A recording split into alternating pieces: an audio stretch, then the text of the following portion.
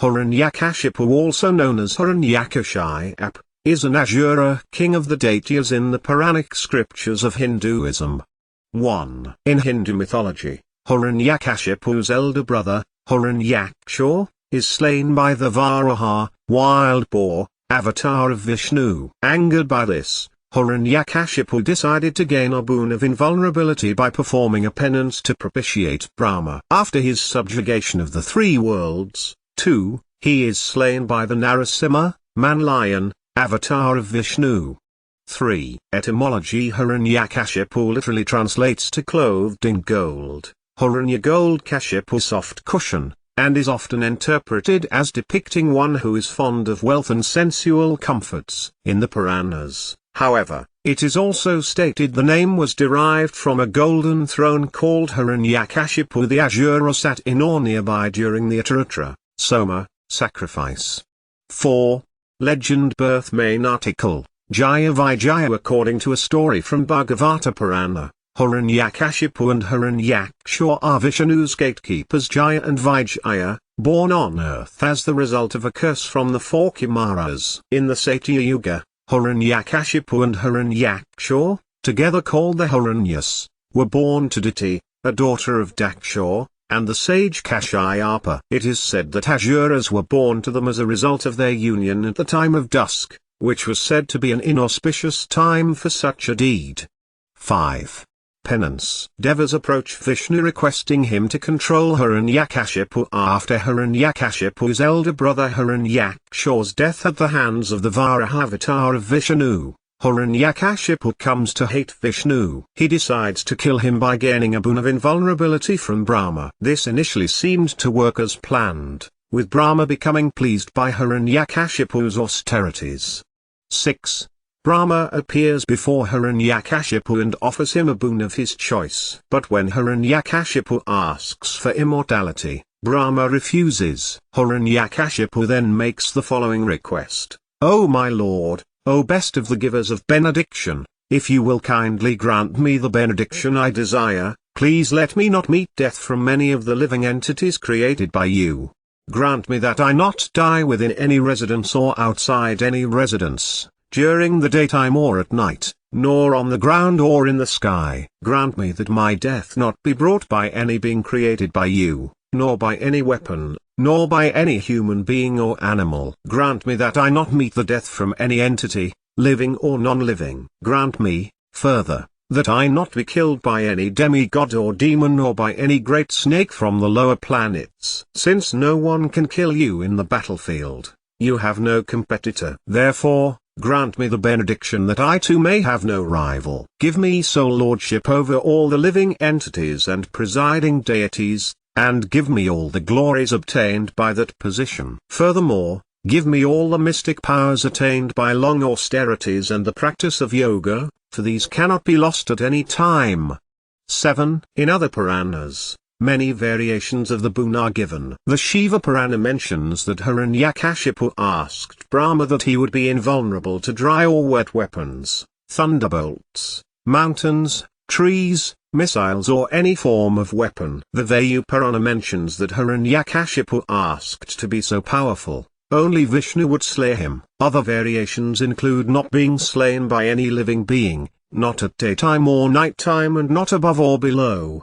Citation needed. In section 14, the Anushasana Parva of the Mahabharata, the sage Upamanu briefly mentioned to Krishna that Hiranyakashipu also performed another penance to please Shiva. 8. Shiva granted Hiranyakashipu the boon that he would have unrivaled combat prowess, exceeding skill in the use of bow and other weapons, as well as the powers of all the gods, including Indra, Yama, Kubra, Surya, Agni, Vayu, Soma, and Varuna. Citation needed. In consequence of these two boons, Hiranyakashipu became so mighty that he was able to shake the very Himalayas down to their roots. Ravana once tried to lift Hiranyakashipu's earrings, but he was unable to do so because they were very heavy.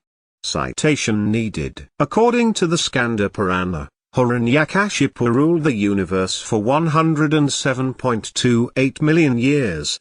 Citation needed. Death. Hiranyakashipu wielding a mace against Narasimha. While Hiranyakashipu was performing the penance to be granted this boon, Indra and the other devas attacked his home. 9. Seizing the opportunity in his absence. At this point, the divine sage Narada intervened to protect Hiranyakashipu's wife Kayadhu. 10. Whom he described as sinless.